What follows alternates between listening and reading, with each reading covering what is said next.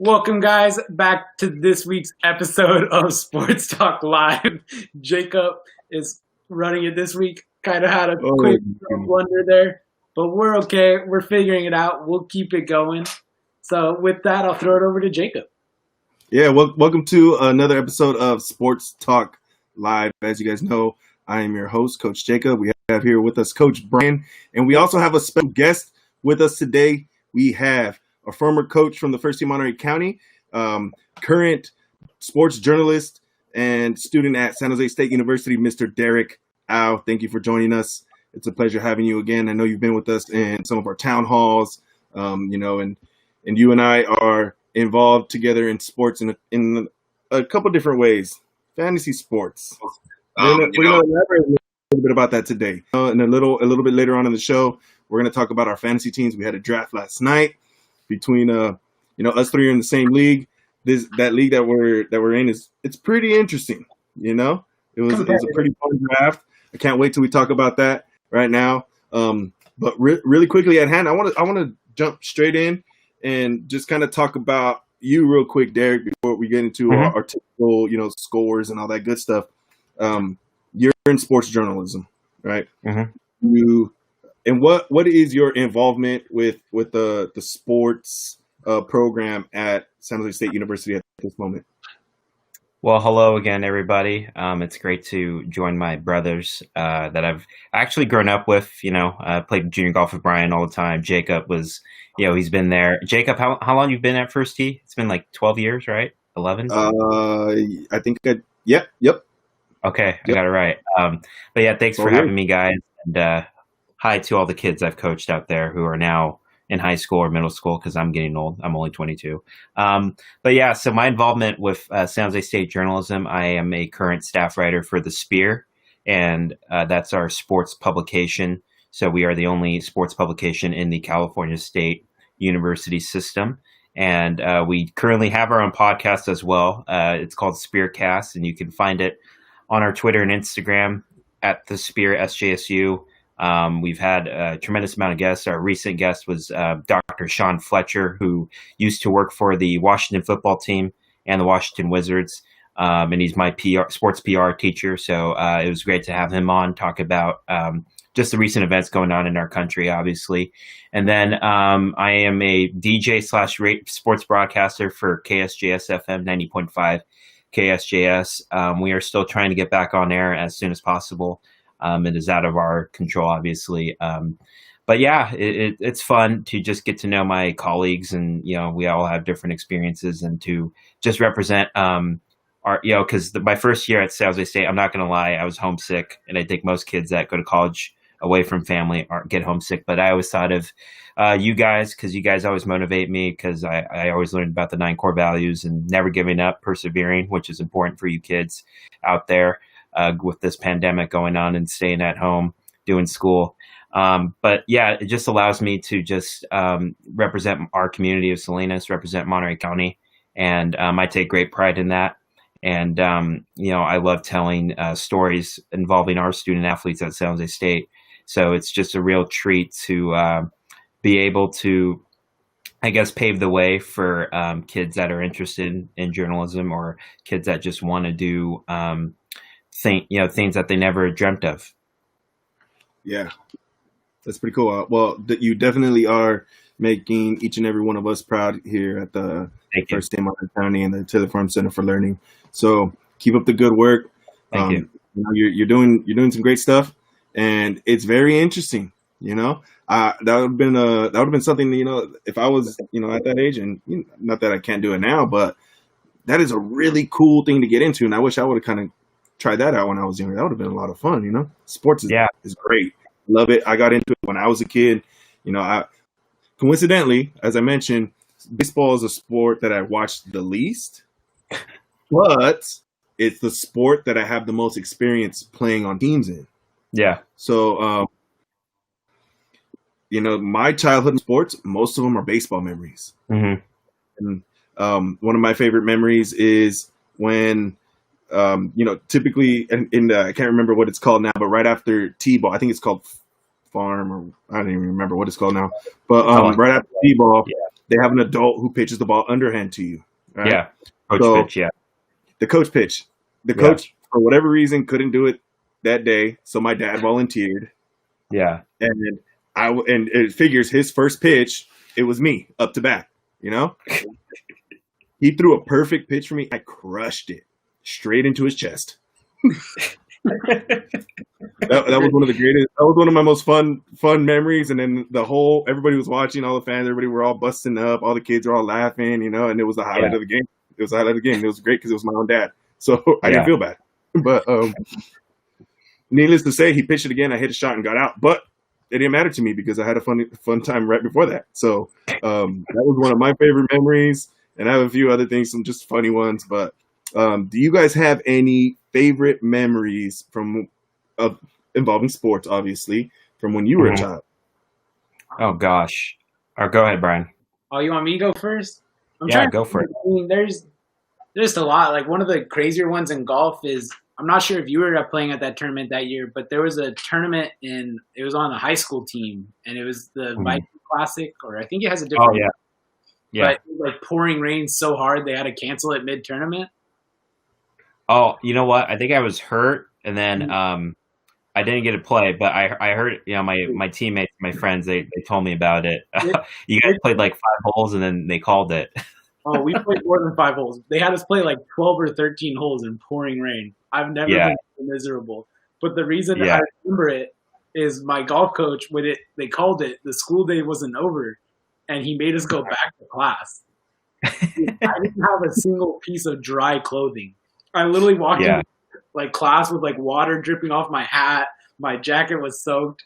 I sat through like an hour of this Spanish class. Literally don't remember a single thing. I was just in the room, miserable. It was awful, dude. And by the way, for our young junior golfers, always make sure you have rain gear. I cannot stress that enough. So learn from Coach Brad. I keep a spare rain pants in my bag. I really should, man. But I'm trying.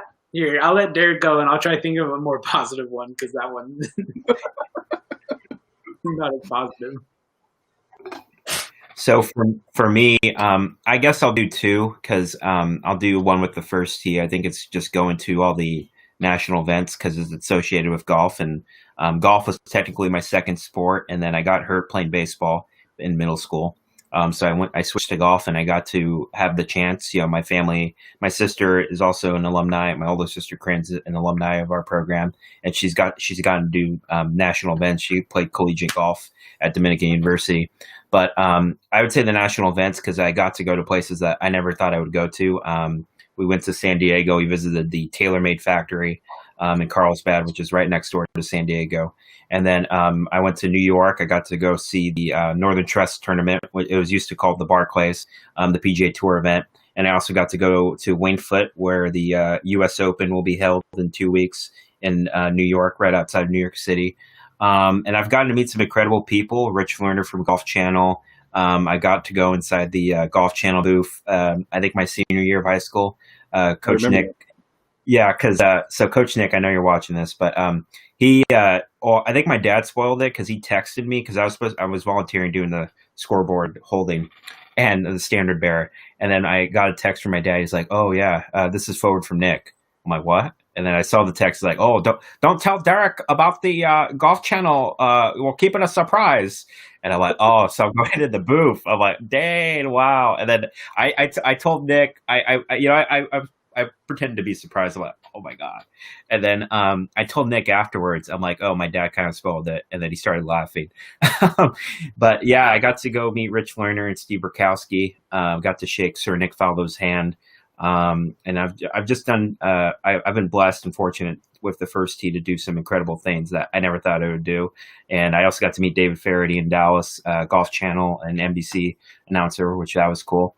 I guess a personal sports, I would say probably, I've loved watching team sports. That's how I got involved with broadcasting, because I lost my speech ability when I was 5 years old due to seizures. And I just grew up reading the newspaper, the San Jose Mercury News, the Salinas, California, Monterey County Herald. And that's how I fell in love with my teams. And unlike Coach Brian, I don't like last place teams. So I'm an A's. My heart. I'm an A's, 49ers, and Sharks fan, and Warriors. The Warriors will be back next year.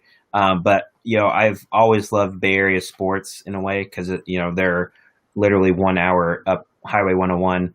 And I'm just I'm real grateful for what sports has done for just my life and what it's done for our family. Because I think without sports, I would not be the I guess the honorable and respectful and polite human being that I am. I try to be. When it comes to sports, though, I tend to go off the rails like Coach Brian and Jacob do. But but yeah, that's we're just passionate about what we love. We love sports. Yeah.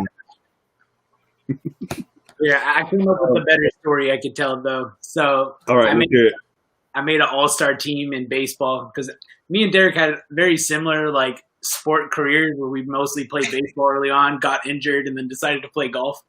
Yeah. So we were very much along the same path and grew up at the same time. I don't know if we ever played each other in baseball though. I think you always played the game before me, and then because I think you played at Atlantic, I played at Hartnell. Mm-hmm. And we never got to play each other. And then when we played junior golf events, I would either beat you by one, or you would either beat me by one, or I would tie. We would tie all the time. Yeah, we were like rivals. It was hilarious. Yeah, because I know our parents love that semi-competitive rivalry. But that's how Brian and I have still stayed friends to this day. And our families. Yeah, slow down a bit though. Yeah. It's transitioned into fantasy football. I know it's transitioned into fantasy football and adulthood, ladies and gentlemen. So my story is when I was 11 years old, I made an all-star team. And in all-stars in baseball, it's like a double elimination tournament. They put all the teams together and you play. And we showed up in round 1 against Farashi, which is another little league in Salinas, and we lost our first round, which if you lose your first round, it's never great in a double elimination tournament. Yeah. But from there, we went on a loser's bracket run to the final 4 teams. And that was one of the most insane experiences in my life. We weren't practicing because we had games every other day. Because in loser's bracket, they don't give you any time in between games. Game. But that was such a cool experience, just being an 11-year-old kid. I mean, a kid on our team hit a walk-off in one of the games to win the game. Just being on the field after a walk-off, you're all pumped up. It's a different type of feeling watching it versus being there, involved. That was insane. Just jumping up and down in the huddle, wow. Yeah. It was a lot of fun. That's a pretty good example of perseverance right there. Yeah. Especially if you're facing that double elimination and you already lost your first round, it's that's gonna be really deflating for a lot of teams. You know? Any mess up and it's over. Mm-hmm. So, any little mistake happens and it's a wrap. And, to come back and make it to the Final Four from a loser's bracket. So we actually got 10 run ruled in the first game. So we got absolutely stomped on. And we actually met up with them later in the tournament where we beat them and knocked them out of the tournament. But it was just such a crazy experience, man. I forget about it sometimes. Just thinking back to it is wild that it actually happened. It doesn't seem real. So let's jump into some of our standard conversations. We talk a little bit about our sports and like that. So let's spend maybe 20 minutes or so talking, updating on current sports. And I want to touch a little bit about NBA. Okay. So we're in the semifinals now. This playoffs has been intense. There's no fans, but when you watch the games, it doesn't feel like that's the case. You still feel a pretty cool environment around you. It's a lot of fun, and they're really fun to watch. I was trying to win a contest to get some virtual tickets to a game, but we'll see if I get it. That'll be really fun to do. But so far in the semifinals, we have the Lakers against the Rockets, the Nuggets against the Clippers, Milwaukee Bucks against Miami Heat, who just lost, mind you, seconds ago, and then Boston against Toronto. I want to touch on Milwaukee and Miami. Miami just won today, puts them up 3 games. One more game, they're moving on. Yeah. Who would have thought the Milwaukee Bucks are potentially about to get swept? Yeah. It's wild, man. It's definitely wild, man. Giannis is pretty, like, everyone talks about how good Giannis is, but, like, you still need players around you. And I think this series is really showing that. I mean, I probably watch less basketball than both you guys. I'll let you guys take over that conversation from there. I gave my 2 cents. Yeah. How do you feel about that, Derek? Well, and our participants, that's how you use honesty right there, what Coach Brian just did, and said that he doesn't watch a lot of basketball. So, but yeah, it's crazy. They've had a roller coaster, I guess, in the bubble, in the NBA, in the Disney World bubble, as I like to say, with their boycott last week. And then, Miami's a sleeper team. They've had Bam Adebayo and, Jimmy Butler. He's proving that he is still a capable player. And, I don't know about the Bucks. I don't know. They had all the tools. They had the best record in the NBA. They're on. Well, we'll see. Because I picked them to win it all. And I did an NBA bracket challenge. And I picked him to win it all. And I don't know if it's just what's been going on outside of the the bubble that's affecting them. And I know Giannis is kind of he's hurt, I believe, with an ankle. So we'll see what happens. But yeah, it's just obviously Milwaukee has high expectations. Miami, they're poised to make a playoff run, but who knew they would go be one step short of the conference finals, because they haven't been there since the Heatles era. LeBron, Chris Bosh, Dwayne Wade. They're thought that they'd be up 3-0 against the Milwaukee Bucks and Giannis Antetokounmpo. Yeah, that's crazy. Yeah, I don't know, man, but they play good team basketball down there. It obviously revolves around Jimmy Butler, though. But yeah, we'll see if they finish the job this weekend. You talked about team basketball, and that reminds me of like another team in the East, the Toronto Raptors, man. Mm-hmm. If you think about the Raptors, like after they lost Kawhi, like it's a solid team, but they don't really have a star. Like they have Siakam, they have good players. Yeah, they have really good players. They just don't have that like huge name that like attracts you when you look at their roster. But they just keep grinding it out, man. And even without Kawhi, it might be time to start recognizing some of those names. No. They're in the top 8 right now. And they're doing it without Kawhi. Exactly my point. Yeah. So. Exactly my point. Now they are down 2-1, and they hit a game-winning shot in their last one in the final seconds. Did you guys see that? It was very exciting. So locked it up. They got in their first win and kept them from being down 3-0, which was huge for them. And people are already starting to talk about how the Toronto Raptors were experiencing what playoff basketball was like without Kawhi. And how crazy do you think the finals would be if it was Clippers and Toronto? Dude, Toronto would have that little extra juice. They'd want it. That's the thing. They would. Kawhi is trying to show that he made the right decision in leaving, but then you have a whole team going, you shouldn't have left us. So I don't know. That'd be interesting. Yeah. You can't really blame him though. He did tell them he didn't want to stay there since the beginning. Yeah. Let's say that. He said he wanted to go home from the get. So you can't really, at least he didn't like just completely bail. He did give him a heads up. It just turns out they won a title and he didn't change his mind.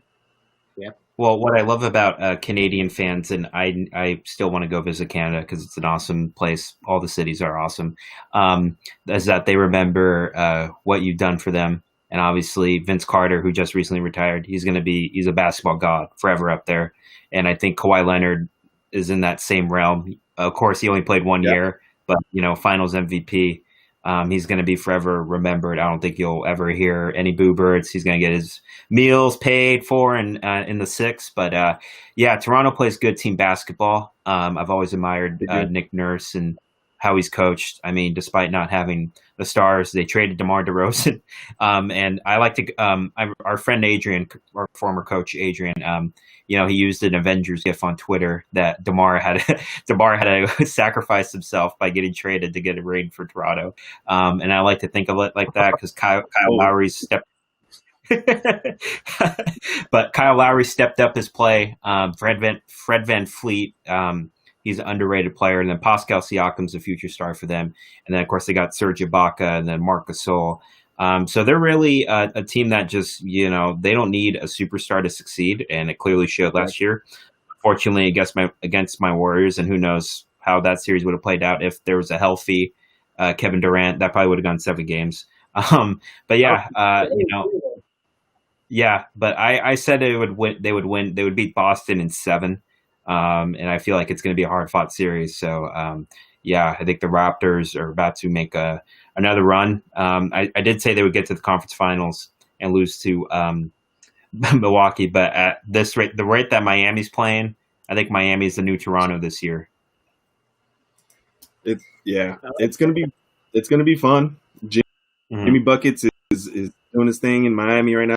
He's doing a great job leading that team. So, Brian, I believe it was our first episode, we talked about some of our picks of who we were hoping were gonna make it. Some of our hopefuls. I remember.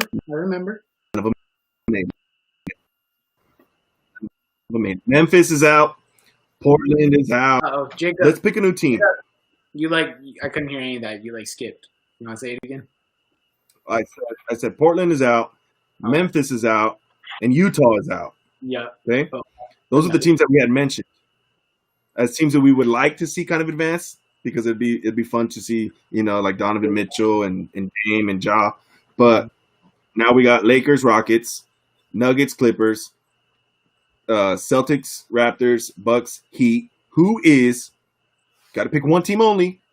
Who would you vote for those two, or I'm sorry, for those 8 teams? Who would you want to see?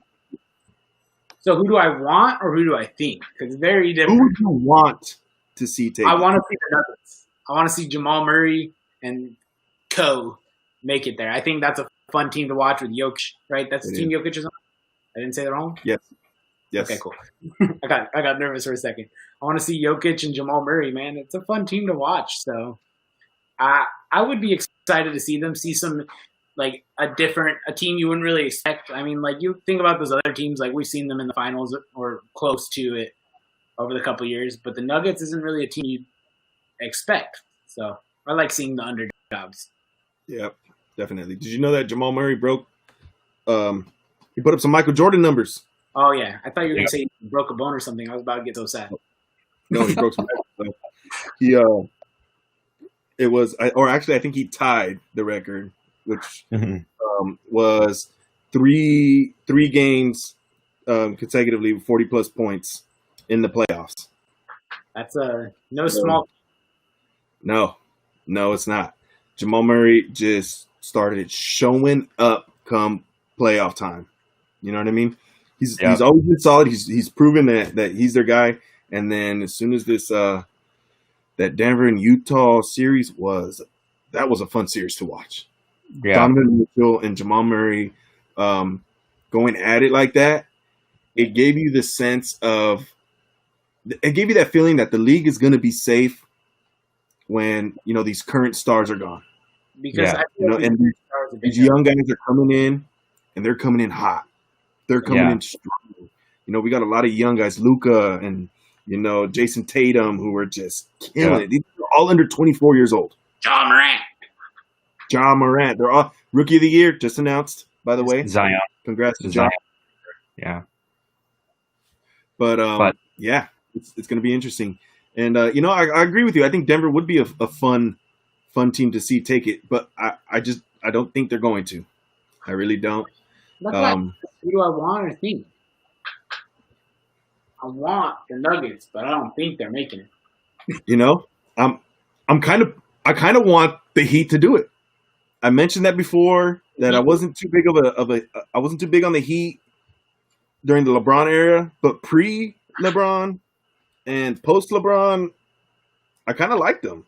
And the only reason why during the LeBron era I didn't is because LeBron was just winning too much, and I just wanted him to lose one finally. He was smashing, and my team didn't stand a chance. And I was just being salty, But yeah, I mean, I should have put it on right now. Actually, I haven't. Man, if Miami Heat if they advance, I'm wearing the jersey on the next episode. Okay, But I have an old Shaquille O'Neal from the Heat jersey. 2006. 2006. I remember that. Yeah. Yeah. Just because I like Shaq. I've always liked Shaq. Even when he's on the Lakers. I know I'm supposed to hate the Lakers because I'm a Warriors fan. I always like Shaq. Yeah. And, you can't deny some of the GOATs. You know what I mean? And speaking of the Lakers, they're playing the Rockets right now as we speak. So that's going to be an interesting series to pay attention to as well. Yeah, I think the Rockets will push the Lakers to the limit. I just think the Lakers have a little too much firepower. And I'm not the biggest LeBron fan either because I know we have some for our mutual friends. We have some Laker I guess I can use the word jabronis or wannabes. Coach Adrian, by the way. So Coach Adrian. We're gonna cut off to a segment. Give Coach Adrian a shout out real quick. Former Coach Adrian. Before you continue, just remember there is a current Coach Adrian on staff. We're not talking about the current Coach Adrian on staff. Yeah. No. So he's an alumni.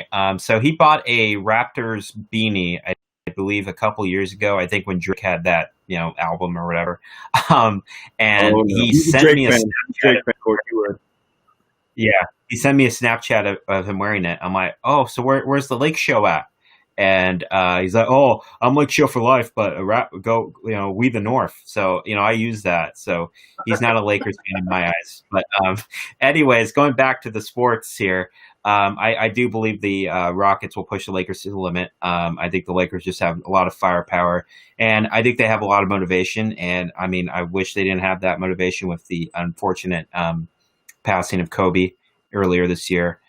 So I think they're really trying to win that for him and the Bryant family. But, like I said, I think the Lakers, sometimes they show up, sometimes they don't. And that's, something that you don't want in the playoffs, especially when you got a Houston team that's so motivated to prove everybody wrong without a true starting center since they traded Clint Capella to Atlanta. But I want, I like the Nuggets. I think that's a good call. They've never won a NBA championship before, but I have to go with the Clippers because Sorry about that technical difficulties, but don't know what happened there. Just some minor difficulties, but we're back. Yeah. So I'm sorry, Derek. You got cut off. Over that. No worries. We're all good. We're not a professional setup here, so don't worry, ladies and gentlemen. But I want the Clippers because they've been getting they've been the low end of the totem pole in LA sports, I would say. And I know Steve Ballmer, their owner, would go ballistic and go crazy if they won the championship. Kawhi Leonard will probably be, in my mind, he'll be in the top 15 of GOATs. Paul George will finally get a ring, and then I know they're going to build a new arena near the Inglewood Up to No Good Forum, which, by the way, they should just move into the Forum instead of just sharing the arena at Staples Center. So I think that's why I want the Clippers to win, because it would be so monumental for that franchise, for that loyal fan base that have seen their lovely co-tenants win all the titles in basketball. So we got to give some love to the LA Sparks, to the WNBA team, so I don't want to leave them out. But yeah, I want the Clippers to win. I'm not really a James Harden fan. I think he travels way too much. Russ doesn't really get me excited. LeBron, I'm a Warriors fan, so Jacob and I have experience with that. Miami, I think would be cool considering nobody expected them to win. They were good. They were a solid team. Nobody expected them to be a championship contender. I don't want to see Toronto I don't want them to go back to back. And then Boston, I don't want to see. I like Boston. I think they're a talented team. I like Brad Stevens as a head coach, Gordon Hayward, Jason Tatum, Kemba Walker. But, I don't want to see them raise another banner. And then you got Boston sports fans going, oh, my God, we got another championship again. We can't stop winning. And then you'll see all those billboards up there. So I don't want that to happen. But, yeah, so go. That's exactly how they are. Yeah, exactly. And then they say I could do that. And then they say we boast about our teams too much. So, yeah, that's why the Raiders left for greener pastures in Viva Las Vegas. But I digress. We're getting about halfway point to the show now. I want to turn it over to Coach Brian now, so for some quick baseball updates. And And Derrick, I know you got some information on our A's. Yeah. You know. Yeah, they are. Tell the people how well these A's are doing right now. Yeah, well, it's been a weird week because we haven't played since Saturday. The first off, there was the obviously the universal boycott of the games due to what's going on in our country, and then on Sunday they had a COVID. We should be laughing at this. They had a COVID test on their team, and it turned out to be our starting man, lawn reliever, Daniel Mangden. He's asymptomatic. We hope he's doing okay and staying safe. And that's why, folks, wear a mask. Okay, that's how you mitigate this. Yeah, 6 feet apart, and we are 6 feet apart. We're not in the same household. I'm in the Ow Palace here in Salinas. So, but yeah, the A's are doing. They're picking it back up. They're playing one of the most exciting teams in baseball, and that's from an A's fan. It's the San Diego Padres. With Tatis Jr. Oh no, we swept you guys. Remember, I sent you those Snapchats. I remember that. But yeah, 2-game lead, and we just acquired Tommy La Stella from the Anaheim Angels. I don't use Los Angeles Angels because they're in Anaheim, and Anaheim's like 45 minutes away. So I still stick with the Anaheim Angels. We acquired Franklin Barreto, which closes that deal, the Josh Donaldson deal, which that was probably in the Billy Beane era. That's probably one of the worst trades he's made, along with the John Lester one. And then we acquired Mike Minor, who's a left-handed starter from Texas Rangers. He made the All-Star team last year. He hasn't had the greatest of seasons this year. He was 0-6, but threw 6 shutout innings in his last start. He'll start over the weekend. We have so many doubleheaders that I lose count now due to the what's been going on with our team. But I'm feeling pretty confident. I feel like we can, obviously we don't want the asterisks, that have the trash cans, ban the trash cans. We don't want them to win the division. So I feel like we're doing a service for all you Giant fans, for all the Dodger fans, the Yankee fans. We're doing a service for you. So please thank us when we clinch the AL West, and then you can thank us again when there will be a parade in early November. It's called the World Series Parade, and it won't be in San Francisco. It will be in Oakland, California. Well, I don't know if it'll be in Oakland because who knows when, what's going to happen. But there will be parties in Oakland since the A's will break that 30-plus year drought. And I've had to hear it from Brian and Adrian and all my Giant friends that, 3 World Series. I'm like, dude, that was like last decade. We're in a new decade now. This is a decade of gold. And, I feel like confident in my team. But, looking at the Giant, I am, part of my family is a Giants fan. My grandfather, he was a longtime Giants fan since the 1958. They have a solid young core. Mike Yastrzemski's in absolutely hitting the ball towards Mount Everest. Donovan Solano, he's been really clutch. Wilmer Flores has been clutch. I think they'll probably need a couple more pitching, with Cueto, and they have Gosman leading the way. They need a couple more arms in that rotation. And then the bullpen's kind of the shaky area where, I always tell my dad when we watch the Giants games, because we flip back and forth channel surfing, and I'm like, okay, the Giants are going to blow it right here. And they end up blowing it. And then when they played the A's, I'm like, oh, grand slam, Piscotty, boom, home run. And then when I think it was the game 2, it was the day game, and nationally televised, and then Mark Canna steps up. I'm like, my dad's like, grand slam right here, watch. And I'm like, yeah, I agree with you, grand slam. And then, of course, me being the ultimate sports fan that I am, I Snapchat Brian. He doesn't respond. And then I have my cousins are Giants fans. I Snapchat them. They start laughing. But yeah, I think, we haven't had the time that both Bay Area baseball teams have been good. Probably, well, we had that early 2010 stretch, early 2000s, and then of course the 80s, 1980. Team better in the early 2010s. Oh, that's last decade though. We were in middle school. We were in uniform. We are now in college. The 3 represents 2 things. It represents how many World Series the Giants won in 5 years, and how many decades it's been since the A's have won. But also represents a 3-game sweep last August. Got him. You know what? If I get 3 World Series trophies for just losing 3 games in a row, I'll take 3 World Series over losing 3 games.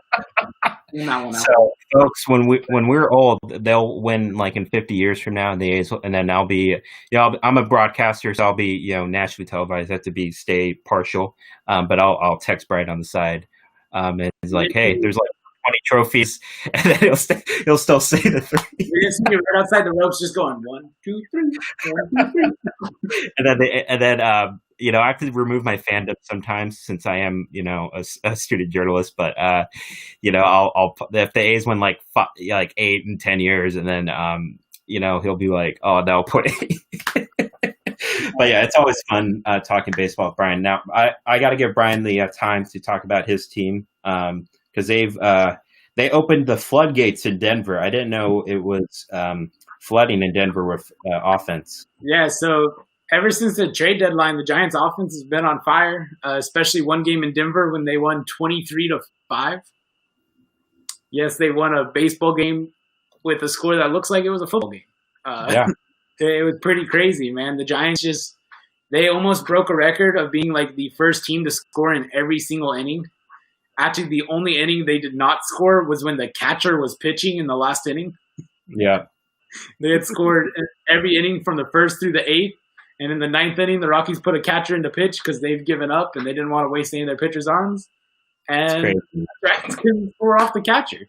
But some crazy things that happened in that game is Alex Dickerson had 16 total bases, tying a record Willie Mays held.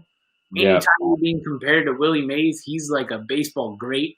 So being compared to him, good company there. Yeah. But, at the trade deadline, the Giants didn't really do anything crazy. They didn't really trade away anyone. And they acquired 2 guys that were kind of – one was Daniel Robertson, who is a prospect. Actually, both came from the Rays. One was Daniel Robertson, who's he used to be a top 100 prospect. He had a lot of potential. First-round pick by the A's, actually, I believe. Yeah, we traded him for Ben Zobrist, and that went well. And then Ben Zobrist the next year ended the curse in the north side of Chicago. Yep. So Daniel Robertson, his first 5 at-bats with the Giants, he got a hit in every at-bat. So I'm hopeful. He's younger. Donovan Solano, as much as I love Donnie Barrels, and he's been playing great, Donnie Barrels is 32, so he's not really a long-term answer at the position. Yeah. So maybe Daniel Robertson can be that. And the cool part about Robertson, he could play short, he could play third, he could play the outfield. So he's very versatile, right? And then the other guy they acquired was Anthony Banda. He's a reliever from the Rays. He used to be a really big pitching prospect, but he kind of never – the last 3 years has been really rough for him, never tuned out. The Giants pitching staff thinks they can make some minor mechanic adjustments, and he'll be back on. So, the trades were nothing splashy, but both of them were solid buy low guys. It didn't really give much away. I think they literally just gave cash considerations for Banda. And the worst is it doesn't pan out and you let them walk, and they didn't really lose anything. So, because GM Farhan Zaidu, by the way, was with the A's early 2000s and then went to the Dodgers. He values versatility, and I think in terms of in the business of baseball, in the business of sports in general, you're not going to see the splashy trades for probably the next year to 2 years, considering what's going on with the pandemic, and obviously you have to factor in the gate revenue for fans to come in. And we don't know when that's going to happen, but I think the Giants they're on a good road to recovery, I guess you would say, on back to contending for playoff spot.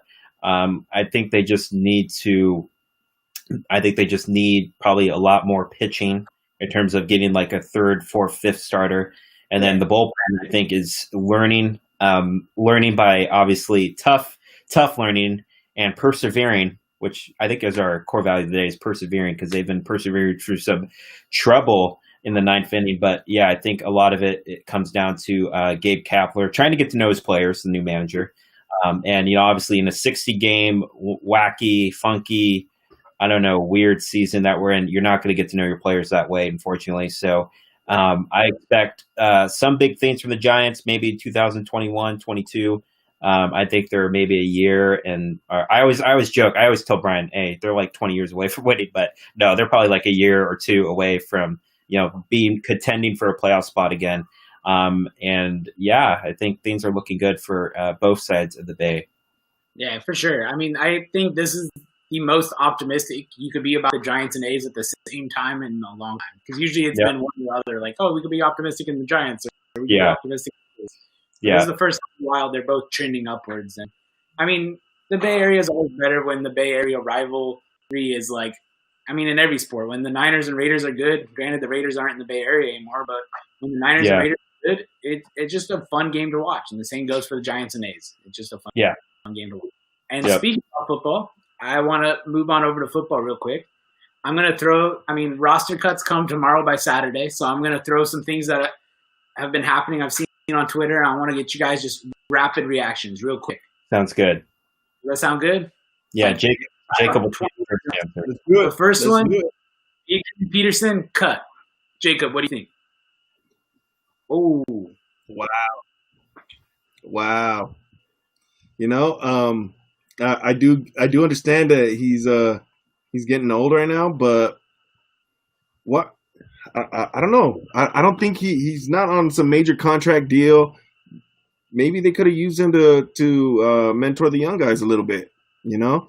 But at the same time, he is AP, and I know that his presence right there alone, especially for a young guy, you know, it might be a little bit. I don't want to say intimidating, but you might feel that because he's there, you can't be that main guy. You know what I mean? But at the same time, Washington football team doesn't have much going on in the backfield. I know, you know, they had a loss of one of their running backs, we won't like that, and that was to be, you know, their kind of cornerstone for that position. So them releasing Adrian Peterson is pretty shocking. I almost drafted him. So, the Washington football team, I mean, the two guys they expect to take over is Antonio Gibson, I want to say his name is. Yeah. And then other guys I want to ask Derrick about, because I know he watched him in college football, Bryce Love. What do you think he can do at Stanford? I love me some Stanford. So I'm a big college football. I watch more college than I do pro, NFL.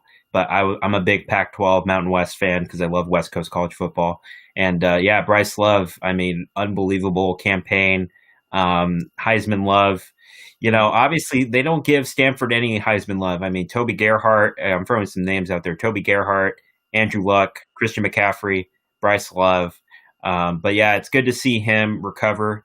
It was the play that he got injured on, it wasn't that freakish of a play. And obviously, speaking of coming back from injuries, it's good to see Alex Smith for sure come back. That was probably one of the worst. I would say I watched the Buster Posey play live when he dislocated his ankle. That was probably one of the worst injuries I've ever seen. I'll throw Paul George up there too. When Paul George broke his leg, that was pretty bad. Yeah, Gordon Hayward too. You can add that in the mix, but it's good to see. Yeah, it's good to see Alex back. You know, he didn't have to recover. He didn't have to go through all the hard work, but he did. Just like the true champion he is on and off the field. But it's good to see him come back. And that Washington football team, I would say they've had a roller coaster, like the Giant Dipper at the Beach Boardwalk. They've had a roller coaster season considering what they've gone through. And I did draft Adrian Peterson. Jacob's probably going to laugh. I did draft him. I'm like, oh, AP, he kind of had a solid year last year. He got cut at 4 a.m. and I woke up. I'm like, oh my God, I have to drop him now. So I had to drop him. But yeah, Adrian Peterson, he already has a bust already in Canton, Ohio, at the Pro Football Hall of Fame, greatest running back of his era, the late 2000s, early 2010 era. But yeah, we'll see what Washington can do. I know they got 2 young stars, both from the Ohio State University, Dwayne Haskins and Chase Young. So we'll see what happens. I think Washington, that's a rebuild. They got a great coach in Seaside native Ron Rivera, and coach, we're with you. Hopefully you beat cancer, man. So yeah, it's just been a rough offseason for Washington football team, and but I know AP is going to get a job somewhere because everybody wants some AP 2.8 on their team. Yeah, I want to throw out a quick statistics here. Once you mentioned that, I decided to pull it up while you guys were talking. Yeah, As you know, his nickname is All Day, so Adrian All Day Peterson. Yeah. And check this out. He ran for 1,000 yards in 2018, 900 yards in 2019, leading Washington both seasons, right? He averaged 4.3 yards a carry on 211 attempts last year alone, okay?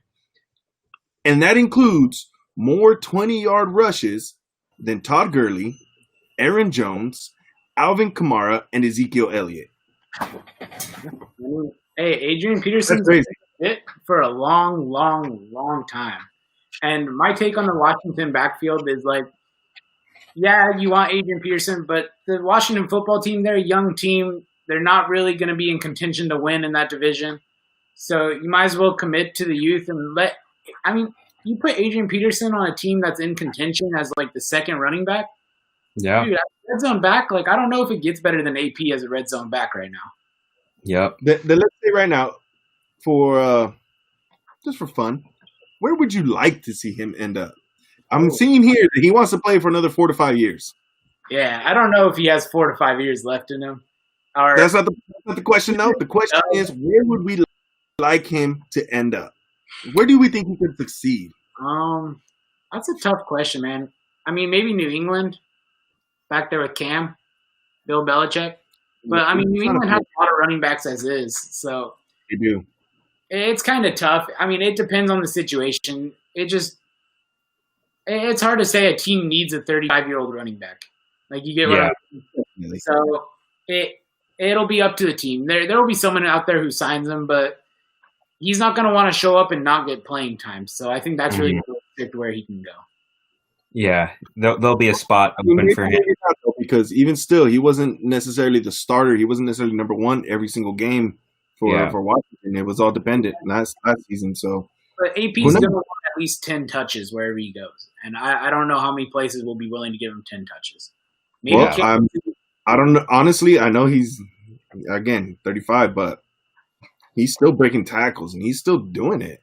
Maybe he's not doing it. He's obviously not that same AP that he was, in his prime, but he's AP nonetheless. Yeah, he gave LaShawn McCoy a chance last year. Andy Reid, I could see it. Yeah, I don't know if they do it, but an option. Yeah, moving on real quick. Another. I want to get your kind of hot take on this. Cam Newton taking the starting position in New England. You guys think? The fact it was even like an argument like that, it was like we're going to see who wins the job was kind of dumb. Like everyone knew Cam Newton's the better quarterback between him and Jared Stidham. Is that his name? Jared Stidham. Yeah. It wasn't much of a competition. Like I want to see Cam Newton. I think Cam Newton still has football left in him. He just has to change his style, kind of like Mike Vick did towards the end of his career. We saw Mike Vick kind of not run as much, play a little more passive, and rely on his arm a little more. We need to see Cam Newton develop more as a passer and not rely on his legs as much. I think he can do it. So I'm hopeful. I'm excited. Yeah. And as you kids know, we'll see with go ahead, Derek. Right. So as you kids know, Coach Jacob, when I used to coach, we had the massive sports days during summer camps, and he is the biggest Panthers fan that I know outside of Charlotte, North Carolina. So make sure if you want to make Coach Jacob happy when you guys start having in-person classes again. Jersey. Yeah, get him a Cam Newton Patriots jersey. but I'd gladly accept it, and that's the only Patriots jersey I'll ever take. Yeah, but please do not get the expensive ones, and because I think your parents will be wondering why did I spend money on a Cam Newton jersey. I do not advocate for that. But anyways, I think that Cam, going to the Patriots, I think it's a second chance for him, considering what happened to Carolina. He was not the same dude after Von Miller absolutely ransacked him in Super Bowl 50 in Santa Clara. But I think with I think with Cam, I think he just needs a lot more confidence in his game because he has the ability. We've seen it. We saw it, and we saw it at Auburn. When he won the national championship against Oregon. He has that ability. He has the playmakers too, but I just don't see the Patriots replicating the success. And then you'll hear all these NFL Network wannabe people. They'll be like, why do we doubt the Patriots again? dude, half the defense is on the beach right now because they don't want to play. They don't want to play during a pandemic, so they're probably going to go 6-10 or 7-9, barely make the playoffs or barely miss the playoffs. But I think they have a bright future with Cam, and I never saw the job going to Jarrett Stidham, even though my sounds mate friend Johnny, who's a big time Patriots fan, I told him, dude, they're not going to start Jarrett Stidham. He's like, no, what are you talking about, man? I'm like, okay, they're not going to start him. So I for the Niners to go to Foxborough. I think it's like week 13, week 12. And I think it's going to be Cam's going to be running for his life with our defensive line, You guys are all sleeping. Think about this. You guys are sleeping on Cam. Think about this. He took the Panthers to the championship with a nobody receiving core. He's not that same with a nobody offense. He's not the same player he was then. I'm not saying he's the same. I would argue what I'm getting at is I heard Derrick say a lack of confidence. Now I think this guy's one of the most confident players in the league, believe it or not. He needs to find confidence again, though. I think his confidence is the reason why he still has a shot. I think that's why. For sure. I think that's why he's still. Yeah, I would say on the field. Okay. I would say in Carolina, a lot of the pieces that he had left or were hurt, so he had to do everything. And I think in New England, when you have Julian Edelman right there, you have a solid. They're not a star-worthy backfield, but they have a solid backfield. He doesn't better than their receivers. They have Edelman, and that's it because they cut too. So they don't really have any. When we took Carolina to the championship, we didn't have any receivers. Yeah, but that's a different balls everywhere. Still made it. He's not the same player now though that he was then. Yeah, I hope he proves me wrong, but we'll see. Just get more fashion outfits. He needs to. We're gonna make a side deal. We're gonna make a side deal of Cam and Derek Carr and see who finishes better. But moving on, let's go on. We're finishing up our last few minutes of the show. I want to talk about our draft. We've been elaborating on a lot of stuff, but we haven't finished. We haven't hit that draft yet. So, how do you guys feel about your teams? And then I think, Brian, you had a little game for us, right? Yeah, so, I mean, no one's going to say they didn't like their team. If you drafted your team and you don't like your team, you're drafting wrong. I'm just going to throw that one out. I've had a time where I drafted a team and I was like, whoa, what happened to me? You know? But I think this year we're forced to like our this year. What's going on, so it's I think the hype wasn't there because I totally spaced out that the NFL is starting next week. I mean, I'm like, what? It's already here? Because obviously with what's going on in the world. But it was great just having the draft, and we had a Zoom party yesterday, and of course the trash talking's always there, but it's always fun and games with us, but that's why it's important, kids, to always have good sportsmanship, because sometimes even former Coach Derrick doesn't want to show it to Coach Brian, and it goes both ways. It's like the recycle circle. We don't, sometimes we try not to show it, but we do. But fantasy football, it's a crazy game. Okay, so what I want to know three things from you guys. So looking at your guys' roster, I want to know the player on your team that you think is most likely to bust, not be worth regret drafting him type bust. What player is most likely to be your team's MVP outside of your front pick? Because obviously, outside of your first round pick. Yeah, other than your first round pick, who's likely to be your MVP? And then what was your best value pick? Okay. Does that make sense? Yeah.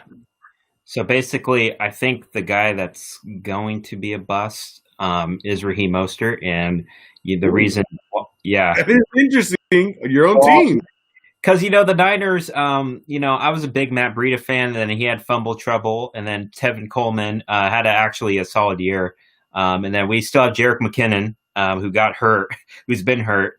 He's just had some bad injury luck, a couple torn ACLs, and Kyle Shanahan likes to. Have you guys seen those rotating doors that you guys see in Western movie films? I know I watch them for my dad. It's always going to be somebody new. It's always going to be somebody new starting. That's why I say that. It's not saying that Raheem Mostert, I think he'll have a solid season. It won't be like the postseason where you just went off on people. but I do think that he could, drop off in production. I'm not saying he's going to get hurt or anything, and hopefully he doesn't. Coleman picks was good. Yeah, yeah, but I think just because Kyle Shanahan, he likes to keep his cards close to the vest, not in the Super Bowl because he didn't close it out, but that's for a different show. But yeah, we'll see what happens. I like George Kittle. I've been the biggest George Kittle fan. I've had him for I think 3 seasons or 4 seasons in a row. As my starting kind of tight end. I've called tight end you in our fantasy chat because I value the tight ends way more than some of our friends do. But yeah, I think George Kittle is going to live up to the contract that he had. He got paid a lot. He can buy, for you kids out there that love to play video games, and hopefully, you kind of balance that with school, and hopefully you don't do it during school, which we don't strongly advise not to. I hope that he's gonna live up to the hype, and he can afford to buy like all the Call of Duty games he wants, all the PlayStation 4, 5, 6, 7, 8, 9, whatever how many more PlayStations they built. But I like him. He's a good value pick, and I also got Clive Edwards. Let me try to pronounce his name. Clive Edwards-Helaire, my first round pick, but I mentioned his name because my friend DJ from the First Tee of New Orleans. I met him at a couple national event. They went to the same school in LSU. So he told me, he told me just go get him. This guy's going to be crazy for Kansas City. That's why I got him. But my sleeper, I think the MP, I got a lot of potential. I got CeeDee Lamb from Oklahoma, who, he can run faster than I can go get a soda. Or no, I shouldn't say soda because we're supposed to promote healthy habits here. Go get a water. By the way, go get a water. Good save. So yeah, go get a water. He can sprint all the way. He's a fast receiver for Dallas. Will they use him right? We'll see. Hopefully, God forbid, Jerry Jones has another 8-8 season. Once again, they're the 8-8 club. I have DK Metcalf. That guy has muscles for days, and it's important kids to work out to build your muscle strength. But I think my MVP is Kyler Murray because second-year quarterbacks or Lamar Jackson, I drafted him in like the 10th round because he wasn't even supposed to be my starter. I was going to go Baker Mayfield of the Cleveland Browns, and he broke out for me. And I feel like Kyler's going to be that dude. Now I know DeAndre Hopkins has some contract issues. I think recently.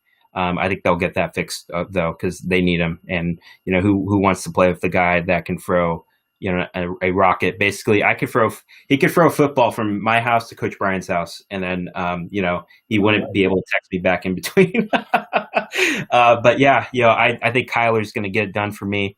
Kids, I've made the championship game 3 out of the past 4 years. I've lost, so I'm like the Buffalo Bills, kids, and hopefully I can finish the job off and not have to hear it from Coach Brian, and of course.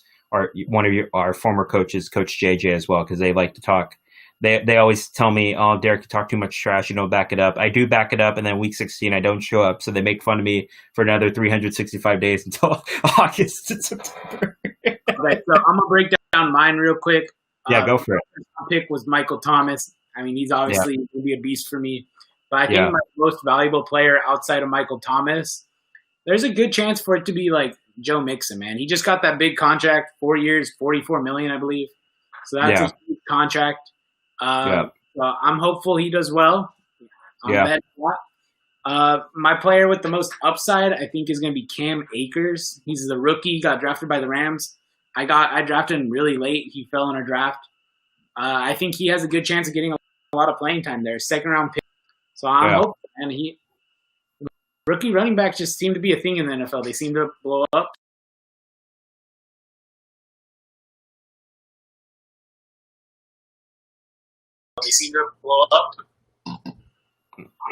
Okay, I'm back now. I can talk again.